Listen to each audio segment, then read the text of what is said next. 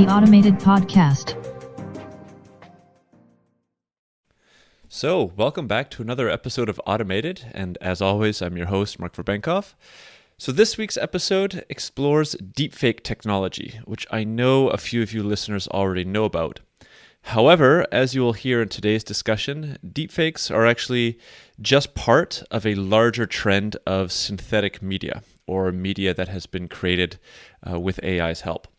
So I'm joined by Victor Riparbelli. He's the CEO and co-founder of Synthesia Technologies to discuss this topic and shed some light on really the future of how content will be created, as well as the future of the impacts that we can expect with this very interesting technology.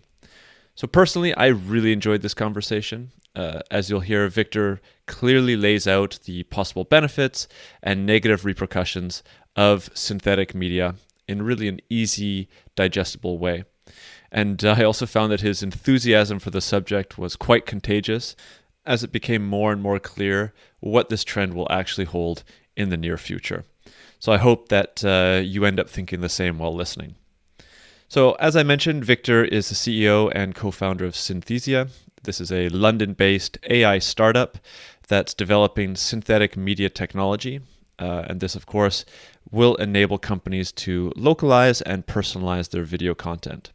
However, prior to founding this company, Victor has been involved in technology entrepreneurship for the last 10 years and has been involved in building products across many different industries. Specifically, his work in VR and the AR sector inspired him to apply similar technologies to video production, which ultimately led to Synthesia's founding in 2017. So without further ado, we can jump right into the discussion. And as I mentioned, I really hope that you enjoy the discussion and find the same amount of value that I did. Terrific. Well, hi there, Victor. Thanks for coming on to the Automated Podcast. Thank you very much for having me. Absolutely. It's a pleasure. So one of the things that I like to start with my guests is why exactly you decided to get into the work that you do. You're into synthetic media and deepfake, so maybe a little bit of your own kind of personal interest in this would be a good place to start. Yeah, sure. Well, I guess, like going back, I've always, been very fascinated by computers since I was a kid. Spent a lot of time playing around with computers, playing games, read a lot of books, science fiction when I was a kid. And I think, I kind of think of myself as a kid that grew up on the internet. Mm-hmm. And as part of that early childhood, I definitely developed like an interest in technology and science fiction and where it's all going. I think I've always been very, very curious, and that kind of also reflected in my career choices. So when I was a teenager, I started my first, end of my teenage years, started my first kind of online marketing company while I was studying computer science and business. Went into working in some startups back in Copenhagen, which is where I'm from originally. Mm-hmm. And after I'd done it for a while, I definitely knew that technology was kind of what I wanted to do. But I also had a kind of sense that I wanted to work with more frontier technology. I worked a lot with more traditional kind of SaaS type of applications, which was really fun from a work perspective, but the products just maybe didn't interest me that much. And after I went and finished my education at Stanford, which is a very different place from Copenhagen in terms of the kind of people that you're around and the ideas that people have. Mm-hmm. I was just I think I was even more sure that I wanted to work in frontier technology. So that's kind of how that started. Then I moved to London. I started to work in AR and VR. And to make a long story short, I was introduced to Matthias Niesner, who was an associate professor at Stanford at the time, and is one of the inventors of I guess what is now being called deepfake technology. And when I saw that technology, I, of course, also saw what a lot of people see today, which is that this is kind of scary. But I think I also saw that this is the future of content creation. Mm. So apart from that, I think for me, this was just the perfect opportunity. I think the commercial opportunity was definitely there. And from an intellectual perspective, I think it's a really fun and an important challenge to sort of bring synthetic media to the world. So I guess that's kind of why I went with it. And I also had the sense that this could be one of those really, really good ideas that look like bad ideas. Most people working in computer vision at the time with these kind of technologies still are, I guess, working on the obvious use cases like self-driving cars and stuff like that. And especially back then, I think that conversation has changed quite a lot. A lot of people are like, why would you ever start a deepfake company, right? So I think we still have to. We'll see how that thesis turns out, but from doing this for the last 3 years, I feel like it's definitely going in that direction. So I guess that's the short answer. Personally, I love science fiction, love technology. This is like building stuff that you see in Blade Runner, The Matrix, right? Yeah. And that makes me love my job. Terrific. Well, I think that's a great start. One of the things that maybe we could kind of lay the foundation for the conversation here. I know a number of the listeners of the podcast already know what deepfake is, and this is, I think, one of the key terms in the discussion here. Maybe you could define what deepfake is, as it's related also to synthetic media. I know that your company discusses synthetic media quite a bit. So just to kind of have everybody who's listening on the same page. Yeah, sure. Well, I guess deepfakes as a word has kind of emerged as an umbrella term for a lot of different things, but I think that the main definition is probably media content, which could be text or audio or video, is probably what most people think of it as, that has been either fully or partly generated by an AI system, right? I think deepfakes comes with kind of a negative connotation. Most people, when they hear the word deepfake, will think about the concerns around these technologies, like fake news and all sort of stuff that we've heard about. I prefer to think of it as synthetic media, and I see that as an evolution in media technology, where we are going from, especially with like video content and audio content, where we're going into a world where the media production pipeline is being reinvented by the ability of neural networks to imitate the real world in a very, very high fidelity. So what all this is really a new way to create content, which is driven by AI in many ways. I think the easiest way to talk about, particularly kind of like what we do and synthetic video, is essentially removing, the physical part of creating video. So you can create video with no cameras, no actors, no studios, no film crews, no post-production. Everything happens in the browser. And that, to many people today, is still kind of, like a big wow moment. I think it's kind of strange. It's kind of very impressive. Most people get kind of blown away when they see what it looks like. But I think if you look at the history of technology, this is what was it's a very predictable evolution, and I think it just continues the trend that we've seen over the last hundreds of years, where we always are on this journey towards more visual and more interactive content, and we kind of develop technologies that helps us create more of that type of content, right? So if you think of something like Photoshop, that was released in 1991, and that has made it significantly easier to take pictures. You don't have to shoot a picture with a camera of everything you need. You can Photoshop and remix things together. Same thing with things like music, for example. I dabbled in music production when I was a teenager, and today with a laptop, you can create a chart-topping hit. You don't need a $10 million recording studio in LA with expensive instruments and synthesizers, right? Because we can simulate that on a computer. So this is just all these kind of things happening, but for video, I would say, and speech also, which traditionally has been very hard to emulate for a computer. Right.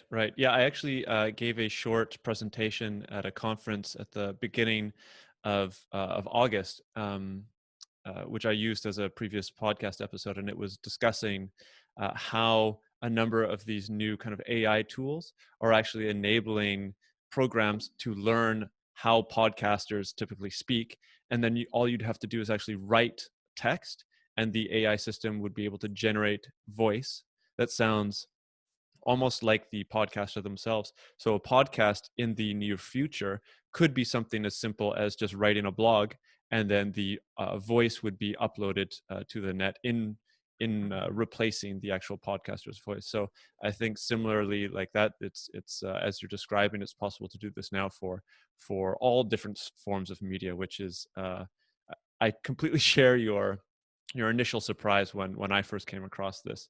I think it's a very powerful technology, and it's only going to get people more interested in it as time goes on. Yeah, yeah, definitely.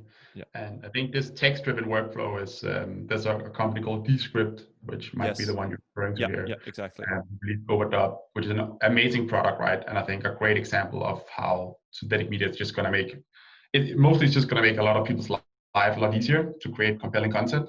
And Hmm. you know, our system works the same way. You just type in text, you get video out. And that's kind of it. I always sort of compare this to, if you think of like digital text as an innovation, right? We don't really Yeah. think of that as an innovation today because I don't know how old you are, but I definitely grew up with computers all around me. Because text is an entirely digital form of media, you can do anything with it, right? You can very easily edit text, you can publish text to a blog, you can scale the creation of text by writing a very simple algorithm that just changes out the name of the product and the price of on an e-commerce shop, for example. We Hmm. take this kind of entirely for granted, right? But if we went back in time to a time where text was not digital, just think about how much our communication today would change if you had to write everything with pen and paper, right? Like a lot. And I think this is the Incredibly same slow. kind Yeah. of disruption that we're going to go through with synthetic media. Once it becomes as easy as it is to create text, to create video, images, voice, or whatever, that is just going to be an explosion of new opportunities in how we communicate with each other. Yeah, I think that's a really good example, actually, of kind of giving a perception of what the future is like. Do you think maybe this is? I mean, I know that it's happening now with your company, and we'll get into that. But do you think it'll be a little bit more ubiquitous in, say, 5 to 10 years, or are we still going to have to wait maybe 15, 20 years out for this to take hold? I don't think so. I think, you know, just looking at us, which is just one data point, but like we have like a lot of users who work with some of the world's biggest companies who are actively using this today, right? I think the last year has really taken synthetic media out of the lab and into production. And I don't know when it's going to be completely ubiquitous. I think it's going to be faster than we think. Hmm. But I think that if you think about like how often will an average person get exposed to synthetic media, I think that in a couple of years that'll be at least once a week. Right, right. Very interesting. Okay, so we've talked a little bit about what synthetic media is and some of the impacts. I, we talked about beforehand that it would be really interesting to talk about the benefits and, of course, discuss some of the concerns, as you've mentioned at the beginning. But why don't we start with some of the benefits here? So, on your company's website, it discusses a lot about e-learning, and you've also mentioned the kind of potential for commercial industries to actually use this. Could you maybe touch on a little bit more, maybe specific, tangible benefits of synthetic media as a whole? Yeah, sure. Well, I think, you know, fundamentally what's changing here is that we today kind of look at media production as something we like record with a camera or we record it with a microphone in some way. Hmm. And all of this is going to change to something that we program with computers rather than use cameras and microphones. That's like one way I kind of think about this. And the benefits of that, I think, is you know, there's a lot of benefits in that, mainly in the scalability of it. I think the kind of key point here, and speaking, you know, maybe mostly for video right now, because that's the space that we're in. Hmm. The way I think about this is that today there's only a fraction of the world's information that's available in a video format, right? Most stuff's hidden away in Wikipedia and textbooks, in PDFs, in PowerPoint decks. If you go into a corporation, very little information is video because it's a very long process to create a video. That's kind of a shame because we know from research that a lot of people respond a lot better to video content than they do to text-based information. So because more senses are activated, our understanding and engagement and retention of that content increases if you watch it as a video, right? This is different from different forms of content, but you know, broadly speaking, video is a better medium to communicate things. And what synthetic media changes is just that rather than having to do video production, which is costly and complex, you know, you have to write a script, get an actor, get a studio, make some sound production, some video production, some post production, and then you have a video. Hmm. That process is going to change to go into your browser, type in your text, add a few graphics, hit generate, and then your video is ready. So that's like, I think the main benefit is just the workflow is going to be so much more faster. So that's kind of the first order effect. It's just like creating the type of video content, and where we are today is kind of face to camera style content, which is great for corporate communications and learning and things like that. That's like the first order effect. It's just going to be a lot easier to create those type of videos. Mm-hmm. If you think that a little bit further out and think of the second order effects of this, then they become really massive. If you think about how like video as a medium today is shaped by the production method, it's just that determines more or less everything, right? So today, for example, one is the cost, time, and complexity of creating video, which we've touched upon. Creating a very simple corporate interview style video can easily be $5,000 and take weeks because you need to have a lot of people in line, you need to write the scripts and so on. So that in itself is a big thing. The second thing is that video is linear, right? So you can't edit video after you've shot it. You have to make sure that you get the script that you want. If you misspoke, or if you're going to add or remove something, then you're kind of out of luck. Which is a little bit like that overdub Descript product we talked about the other day. Exactly. So it's kind of set in stone. It's a linear medium, right? It's also very difficult to translate. If you translate video content, either you do subtitles, you do dubbing, you reshoot it, and that's just kind of a very complex thing. What does this mean? Like these kind of, this way of producing media content means that companies, when they create video content, they see it as a very project-based activity. It's not a continuous process. So if you think of how you work with your email or how you work with slides in a big corporation, that's something you're kind of more or less always doing, right? You're making slides when you pitch a customer. You're obviously writing emails every day. It's kind of part of your integrated workflow. If you want to create a video, it becomes a project, right? It's something where it's like, let's sit down and define what should the script be, what should it look like, because you have to go through this process to get it. Mm-hmm. And that just means you make much less content, right? It also means that a lot of companies, and I'm speaking a lot about corporate communications and online learning content here, a lot of companies will create very high-level video content about evergreen topics because you can't edit it after, right? So if you spend 3 months filming a compliance course, for example, that's very specific, and then all of a sudden the policies or regulations change, you've now wasted a lot of time and money, and people don't want to do that. Right. So that's why a lot of video is very high level on like business ethics. That's a subject that probably will stand the test of time, at least for some years, mm-hmm. rather than like what do we do about COVID, for example. Right. So that's kind of one, and then there's the second thing, which is just that video is like a one-to-many type of communication. It's not really personalized to individuals or departments. So let's say that you work in a supermarket chain, which lots of stores around continental Europe. If you want to communicate something out to the store owners in France and in Poland, for example, today you'll do that through an email or PDF documents because video is too expensive.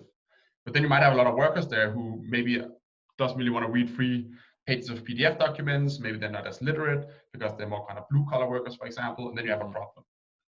So this is kind of the benefits of synthetic media, right? It just makes it much, much easier to create videos. If you can do it at the speed of which you can create an email, that just changes how you can communicate. Yeah, that's fascinating. It also seems to be moving towards a much more highly personalized ability to communicate to the target audience or to the group of people that you want to talk about, which would increase the engagement possibilities of those people for whether it's a corporate or an individual or say even a YouTuber, right? The ability to create something that's much more personalized makes the engagement of whatever it is that you're trying to communicate increase drastically. Yeah. I do want to now talk about your company though. I think you've done a great job about talking about synthetic media as kind of an abstract idea, but if we can make it a little bit more tangible, I think one of the things that your company's best known for is having that David Beckham commercial. Maybe you can touch about that as well as the company itself. Yeah, sure. Well, I mean, as is probably evident from our conversation so far, what we focus on is really making it extremely easy for anyone to create video content, right? That's kind of the core of what we do. And there's like different stages of the technology. The first kind of version of the technology was what we did with David Beckham, where we took kind of an existing video and we translated it into different languages using real human voices. The second stage technology is where we're at today. So we've launched our online web-based platform where anyone can log in and start creating content by typing in text. So this is like the really scalable solution. Mm-hmm. And where we want to end up in, maybe in 10 years time is that you can create a Hollywood film from your laptop without the need for any cameras or actors or studios, anything like that. So Fascinating. that's the kind of journey that we're on. Talk a little bit about the Beckham piece. That's something we did, I think, a year ago, something like that. And what we did here was we had a video of David Beckham, which we shot for the purpose for Malaria No More, which is a global NGO spreading awareness around malaria. Mm-hmm. And using our technology, we created kind of a digital David Beckham, and we could then change what he was saying in that video, right? So we made him speak in 9 different languages, and this was, launched on lots of big TV stations and on YouTube, and just went really viral. And I think a lot of people, it was probably the first time that they saw a piece of synthetic video or deepfakes or whatever you want to call it, where people were like, this is actually really interesting, and this is not just about like fake news or whatever thing they've been reading in the media about this whole technology. So I think there was a little bit of a milestone there for us at least, and kind of being a very concrete example of how synthetic media can be a big force for good. Yeah.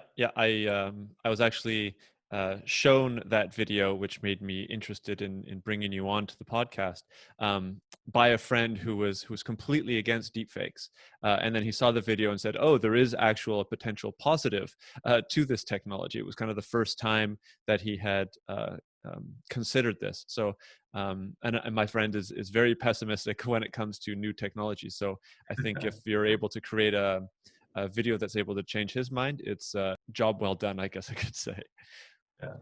Have you seen any changes or transformations or even accelerations over the course of the last 4 or 5 months with COVID hitting us all? I can imagine that with movie production being halted, of course in Hollywood, which many of us are hearing about, but also in other different stages, the need for your technology has been increasing.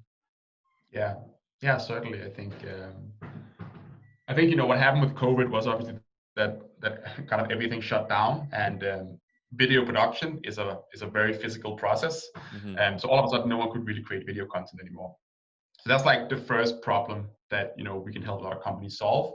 And I think, as with most other companies have experienced who work with kind of digital communication, all of a sudden a lot of big companies could do in 2 weeks what otherwise would have taken them 2 years, right? Everything was like, okay, we need to figure out a new way to kind of operate in this pandemic world. So that's kind of one thing, which was just video production was halted, and that was really, really good for us and for our business, because Mm-hmm. a lot of people kind of open to using synthetic video. But I think the second order effect of it is also that one is that you've already been creating video, but when everyone is remote and sitting at home, all of a sudden, good communication becomes really, really important. Yeah. And good asynchronous communication becomes really, really important, right? So when you can't just have meetings and just tap your coworker on the shoulder, make sure everyone is on the same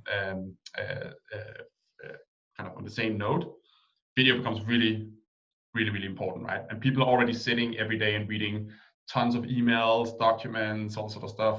So sending out like very long emails with updates from the corporate headquarters is just not a great way to make people feel engaged and heard.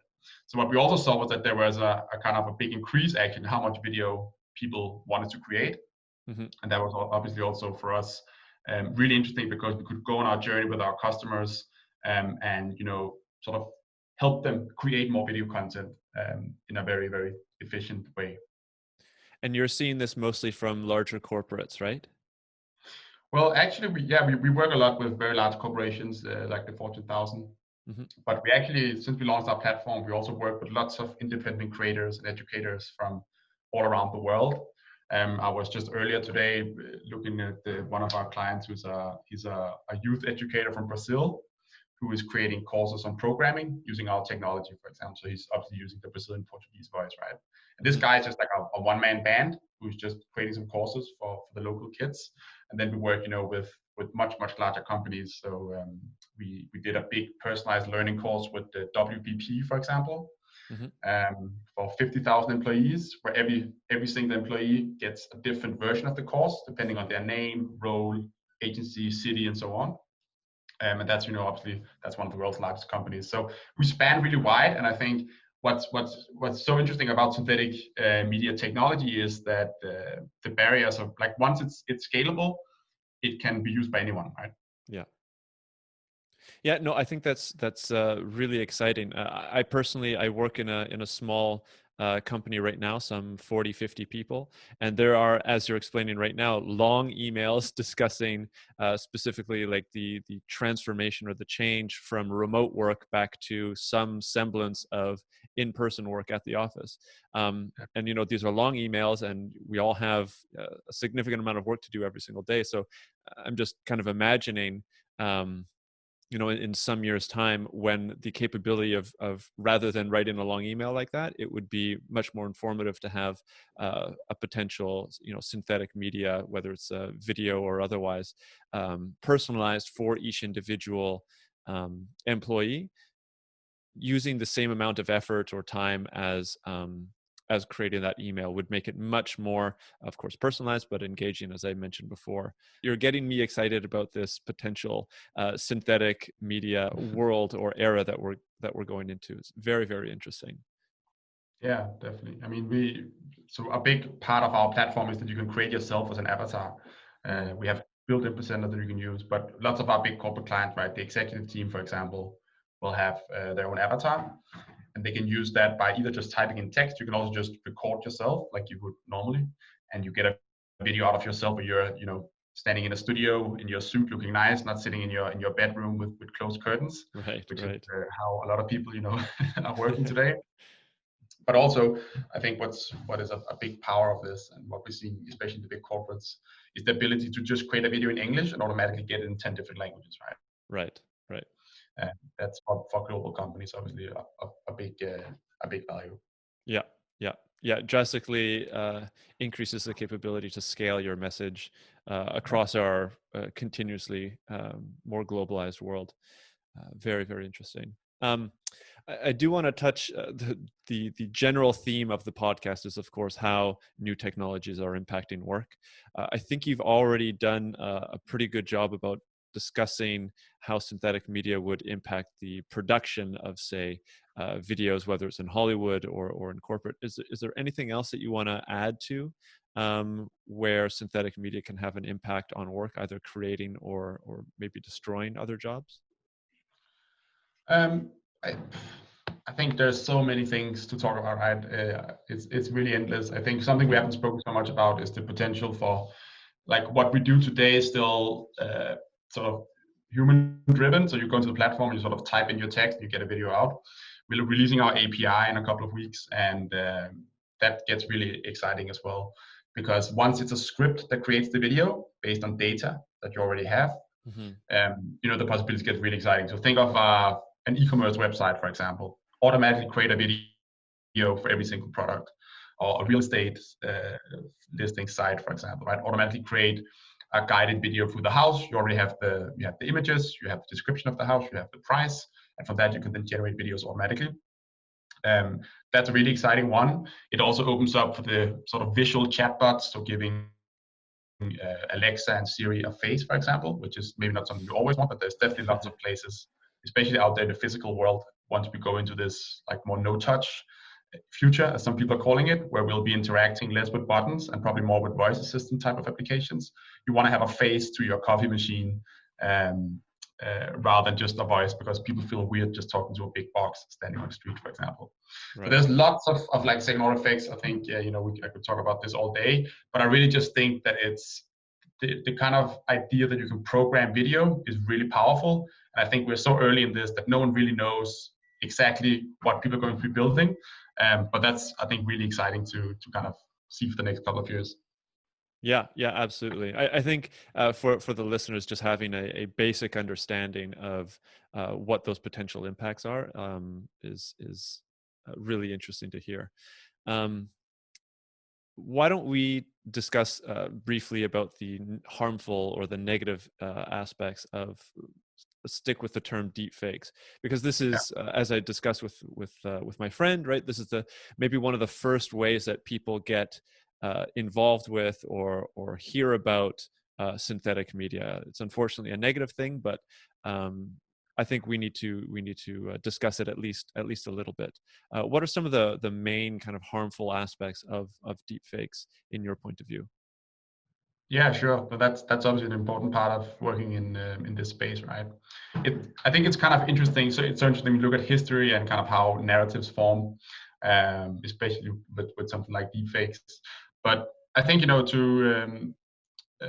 I think from a high level, deepfakes can definitely be harmful, and I'm sure they will be used for bad once they get into the hands of people who want to do bad things with them. Hmm. I think a lot of people are treating it as kind of like a black swan event, that this is going to fundamentally change everything we know about disinformation online and all the problems that we already have. I don't believe that is true. I think it's a very natural extension of what has been going on for the last many years. Hmm. What a lot of people are worried about, to begin with, at least, I think is a lot about the political use cases. So, for example, creating fake videos of a politician saying something that he never said. Yeah. And I think that is valid. I'm sure we're going to be seeing that. I don't think that's going to be the big issue with deep fakes. I think a lot of companies, including all the big tech companies, are working on technologies that'll be able to kind of trace back what the original video was. There's so many people surrounding politicians that I think we'll be able to get to a good solution that will re, what do you call it? remove not remove all of it, but we can get to quite a good scalable solution, I think, that will reduce those kind of misuses. Where it's used a lot today is in porn, where I'm sure you know this. That's how most people also are introduced to deepfakes. Basically, what people are doing is they're continuing a long trend online of photoshopping fake pictures of celebrities engaging in all kinds of acts. And they're doing this with video as well, but they can swap in the face of a celebrity onto an adult performer, right? This Hmm. is obviously very harmful, and it's harmful even if you know that it's a fake. And I think that's where we are in the long term are going to be seeing a lot of this stuff create issues. I think it's going to be more on bullying and these things where even if you know it's a fake, it is actually harmful, right? Yeah. So that's some of the things people are worried about. There's also like fraud, of course. There's general just kind of fake news, and I think those are valid concerns. They are definitely going to happen, but you have to view it as kind of it's going to be one more tool for people who already are doing bad today, right? And I think it's going to be nobody obviously can predict the future. I think it's really important that we build technology that can remove or reduce the amount of bad use of this kind of stuff. I think it's really important that we also educate people that this is now possible. In many ways, this is Photoshop for video. Yeah. Photoshop came out in 1991, and today we still get fooled by fake images, but we have kind of an ingrained sense that you shouldn't always trust something because you see it on an image, right? And we need to make sure that people know this is now true video as well. Yeah. So, so yeah, that's kind of high level. I think what's kind of is a little bit scary is that you don't really need deep fakes. I think today, unfortunately, just doing cheap fakes or shallow fakes, where you just like cut or edit something to someone sounds like they're saying something they didn't say, or just taking an image with a caption under it. If people want to believe something, they will believe it no matter if you have a deep fake or not, right? And Yeah. I think the problem is really at the root goes back to disinformation, misinformation online, and how do we police that? And then deep fakes is kind of a part of that discussion as well. Yeah, yeah, it's just that's the way I see it as well. So like an additional, maybe more powerful tool that continues the trend of whether it's fake news or financial fraud, or as you were saying, pornography as well. Yeah, I think it's really interesting, and I've actually been trying to get in touch with one of the companies that does verification on whether the video that you're watching is a deep fake or not. I think that idea is really interesting. And yeah, I've also heard that say like Facebook or Google have put in a substantial amount of money in trying to figure this out as they see this synthetic media trend continuing, and specifically the problems that deepfakes are bringing up. I think it'll be really interesting as if we are able to find out whether these videos of the future are fake or not, and also whether that will limit their harmful aspects or not, or as you said, people just won't care and they'll still watch the video, and that harmful aspect um, will influence them all the same. yeah. I think Yeah, I think it's like the detection of content is going to be, I think it's a great start, and it'll definitely have value. I think it's always going to be a cat and a mouse game, right? So Hmm. as the generation becomes better, the detection needs to get better, and so on. So I think for removing like the most crude examples, it'll probably be a good solution. But I think also one of the things that's going to be difficult around this is that I think in 3 to 5 years, something like that, more or less every video that you see online is going to be touched by synthetic technologies in some way or form. If you look at, if it's kind of like if you were to build a system that can detect if an image has been photoshopped online, 99% of images have been photoshopped or altered in Right. some way. Right. That becomes a signal that's, it doesn't really necessarily say anything about it if it's a positive or negative at scale, at least, right? Um, and today, video is already, like beauty filters on Instagram or TikTok or whatever. Apple recently released for FaceTime where they do eye correction. So, you're kind of FaceTiming with someone, you're not really having eye contact. Now they're synthesizing the eyes of you so that it looks like you're looking in the camera. So you have kind of synthetic eye contact. All these things are going to accelerate, right? Yeah. So I think that's one thing to keep in mind. I think what I'm mostly excited about is, and I think that solves much more than just deepfake problem, is the idea of ensuring provenance of the content, right? So if you're watching something that purports to be from the BBC, for example, how can you make sure that that is the actual clip from BBC and Mm. not an edited clip in any way or form? So that could be a deep fake, but it could also just be someone who is removed, 3 seconds in the middle of the clip to make someone say something that sounds really bad. And I always explain this as kind of like, think of it as like, Shazam, the app for Yep. finding songs, Yep. something like that for video content, where every time a video gets ingested on whatever platform you're looking at, it'll look up the video and see if someone has registered that video on a global database of some form. And if it has been, you can give it a green check mark saying this video is verified. This is the original one from the BBC, for example. If you're watching something where someone is taking out 6 seconds of a clip, they'll be able to tell you this clip is originally from this video from the BBC. Click here to see the actual video from the BBC. So that we have a chain of where does content come from and can you trust it or not. This is very much like YouTube is doing today with music because they're being forced to do it for economical reasons. But if I make a dance video of myself and I use a song from a well-known artist, YouTube will analyze the video. It will monetize the video automatically so that the artist gets some money for it. Hmm. And it will also put in the YouTube description which songs is being used, right?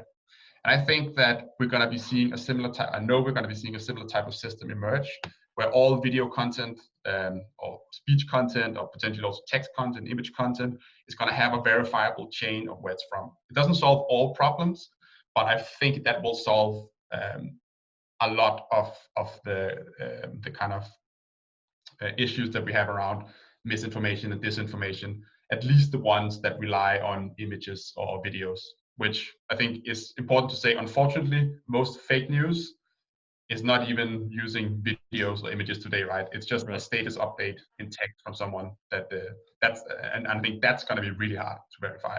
Yeah. Yeah. Yeah. I'm listening to you speak, and it really sounds like there might be a really powerful ability to cross over between, or have a crossover between synthetic media and maybe blockchain. Um, yeah, Yeah. maybe I'll have to have somebody come onto the podcast and discuss the potentials for this verification of these future synthetic medias on the blockchain, and if that's happening. Yeah, I think in the future we might end up seeing. There's already companies doing this today. For example, TrueLayer, where it is like a very narrow use case, but when they have an app, and if you're claiming something for your insurance, for example, you have to Hmm. take a photo through the app of your car's damage or whatever thing has happened, and in that way they can ensure that the photo that you send to your insurance is not just something you've Googled. It comes with a timestamp. It was taken on this particular phone at this particular time at this particular geolocation. That's a way for an insurance company to verify that you've actually taken that photo yourself and when you took it, right? Yeah. Um, I can imagine a future, and I don't know when exactly that's going to be, but where every time you capture something with the sensor of your phone or you create a piece of content, you just automatically register that on. I mean, it could be a blockchain. I kind of hate the word blockchain, even though I do think it's a good solution for this, because because it's it's That kind of that's a a very that's loaded that's word, that's right? a whole other conversation.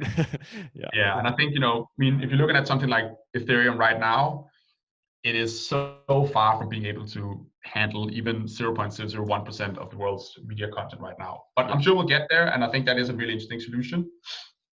So I think that's something that's going to happen. And I think, also just from a general note, it's so interesting with these kind of technologies and how history repeats itself. That's something, I've read a lot about this because it just fascinates me how we kind of narrate the world around us. But if you look at more or less any new technology that comes out, it goes through the same phase, right?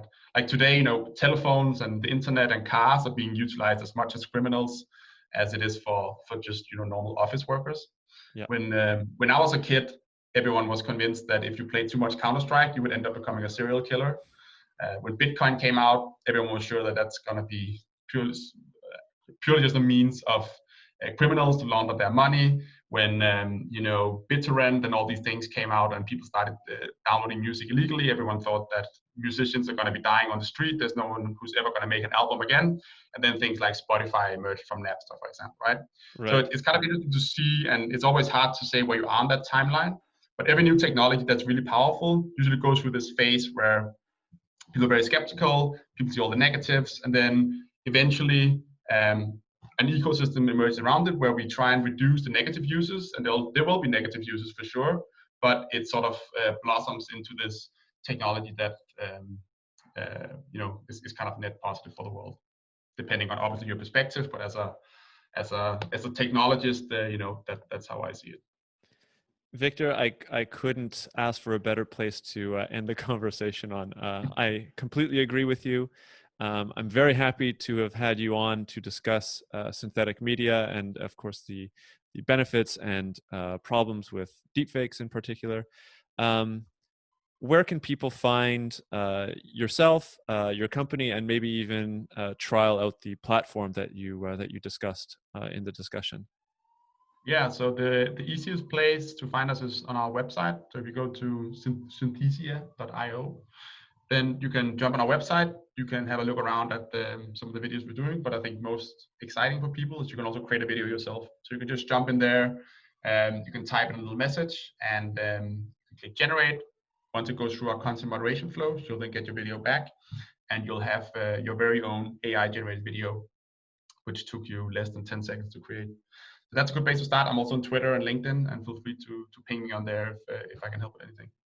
Awesome. I'll definitely have those links in the show notes, and maybe I'll go and create a video right after this to trial it out. Victor, can't thank you enough. Thanks for coming on. Yeah, thanks for having me, Mark. Great. So thanks for listening to this week's episode. If you want to support the podcast, you can leave a like or a review on Apple Podcasts or wherever you listen to your podcasts. If you want to get in touch, feel free to do so over Twitter or LinkedIn by searching for Automated Podcast. On the website, automatedpodcast.org, you can leave a comment on any of the episodes, read the transcripts, and look at the sources I use in all of these episodes.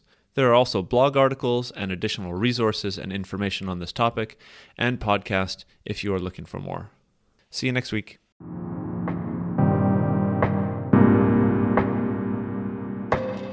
The Automated Podcast.